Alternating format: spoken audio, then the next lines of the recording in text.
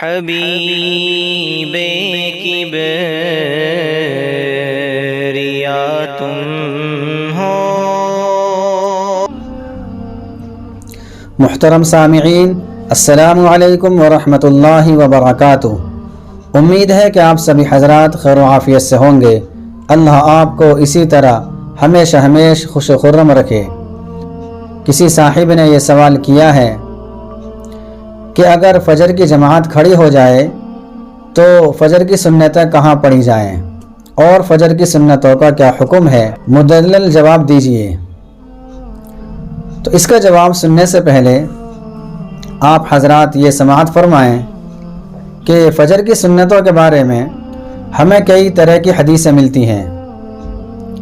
ایک حدیث ہے سنن ابو داؤد کی، جس میں آپ صلی اللہ علیہ وسلم نے ارشاد فرمایا ہے کہ فجر سے پہلے کے 2 رکعات کبھی مت چھوڑو اگرچہ تم کو گھوڑے روند ڈالیں۔ اسی طریقے سے دوسری حدیث یہ بھی سنن ابو داؤد کی ہے، جس میں جماعت سے نماز پڑھنے کی تاکید ہمیں معلوم ہوتی ہے۔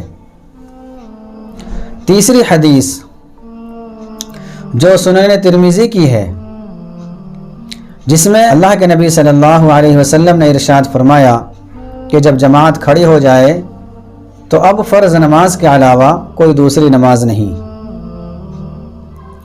اسی طریقے سے چوتھی حدیث ہمیں یہ ملتی ہے کہ صبح کی نماز کے بعد طلوع آفتاب سے پہلے کوئی نماز نہیں، اور یہ حدیث ابو داؤد میں ہے۔ اسی طریقے سے 5ویں حدیث ہمیں یہ ملتی ہے جو کہ جامع ترمذی میں ہے، اور اس حدیث کے اندر یہ ہے اللہ کے نبی صلی اللہ علیہ وسلم نے ارشاد فرمایا کہ جس کی صبح کی سنتیں چھوٹ گئی ہوں وہ طلوع شمس کے بعد پڑھے۔ ہمیں 5 طرح کی روایتیں ملتی ہیں اور 5 حدیثوں پر احناف کا عمل ہے۔ وہ کس طریقے سے؟ کہ پہلی حدیث میں ہے کہ سنتیں ضرور پڑھی جائیں اگرچہ تم کو گھوڑے روند ڈالیں، اس لیے احناف کے یہاں فجر کی سنتوں کی بہت تاکید آئی ہے۔ احناف کے مسلک میں فجر کی سنتوں کی بہت تاکید ہے۔ دوسری حدیث جس میں جماعت کی بہت تاکید آئی ہے، اس لیے احناف کہتے ہیں اگر سنتوں میں مشغول ہو جانے کی وجہ سے جماعت فوت ہو رہی ہو تو اب یہ سنتیں بعد میں پڑھی جائیں گی۔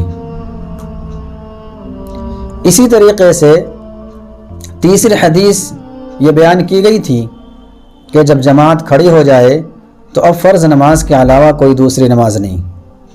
اس حدیث کی بنیاد پر احناف یہ کہتے ہیں کہ اگر کوئی شخص مسجد میں اس وقت پہنچا ہو جبکہ نماز کھڑی ہو گئی ہو تو وہ سنتیں وہاں سے ہٹ کر پڑھے، جہاں جماعت ہو رہی ہے وہاں سے ہٹ جائے، برآمدے میں آ جائے یا مسجد سے باہر یعنی اپنے گھر پڑھ کر آئے، بلکہ بہتر تو یہی ہے کہ سنتیں اپنے گھر پر پڑھ کر جائے۔ لیکن اگر مسجد پہنچا ہے ایسے وقت میں کہ سنتیں بھی گھر پر نہیں پڑھی اور مسجد میں جا کر معلوم ہوا اور اس نے دیکھا کہ جماعت کھڑی ہو چکی ہے، تو اب اس کے لیے ضروری ہے کہ الگ ہو کر مسجد جہاں جماعت ہو رہی ہے وہاں سے ہٹ کر اپنی سنتیں پڑھے۔ چوتھی حدیث یہ تھی کہ فجر کی نماز کے بعد طلوع آفتاب سے پہلے کوئی نمازی نہیں۔ اس لیے ہمارا مسلک یہ ہے کہ طلوع آفتاب سے پہلے فجر کی سنتوں کی قضا نہ کرے، یعنی اگر کسی کی سنتیں رہ گئی ہیں اور جماعت میں شامل ہونے کی وجہ سے وہ فجر کی سنتیں فجر کی نماز سے پہلے نہیں پڑھ سکا تو اب وہ طلوع آفتاب سے پہلے نہیں پڑھے گا۔ 5ویں حدیث یہ تھی کہ آپ صلی اللہ علیہ وسلم کا ارشاد ہے کہ جس کی فجر کی سنتیں چھوٹ گئی ہوں تو وہ طلوع آفتاب کے بعد ان کو پڑھے گا۔ تو یہ 5 طرح کی حدیثیں ہمیں ملتی ہیں تمام حدیثوں پر احناف کا عمل ہے، تو اب خلاصہ یہ ہوا کہ اگر کوئی شخص مسجد میں پہنچا ہے ایسے وقت میں جب کہ نماز ابھی کھڑی نہیں ہوئی ہے اور نماز کے کھڑے ہونے میں ابھی ٹائم باقی ہے، تو مسئلہ یہ ہے کہ جہاں چاہے پڑھ سکتا ہے سنتیں، چاہے پہلی صف میں پڑھ لے، چاہے بالکل امام کے مصلی کے پیچھے پڑھ لے۔ لیکن اگر اندیشہ یہ ہے کہ اگر میں سنتوں میں مشغول ہوا تو جماعت کھڑی ہو جائے گی، اب مسئلہ یہ ہے کہ الگ ہٹ کر نماز پڑھے، جہاں جماعت کھڑی ہوگی وہاں سے تھوڑا سا ہٹ جائے، برآمدے میں آ جائے۔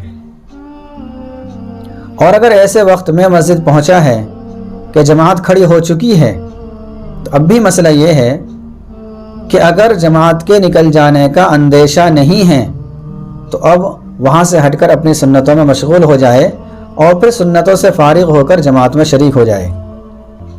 لیکن اگر اسے یہ اندیشہ ہے کہ اگر میں سنتوں میں مشغول ہو گیا تو جماعت فوت ہو جائے گی، امام سلام پھیر کر نماز سے فارغ ہو جائے گا، تو اب اس کا مسئلہ یہ ہے کہ سنتوں کو چھوڑ کر جماعت میں شامل ہو جائے۔ اب سنتوں کی قضا کب کرے گا؟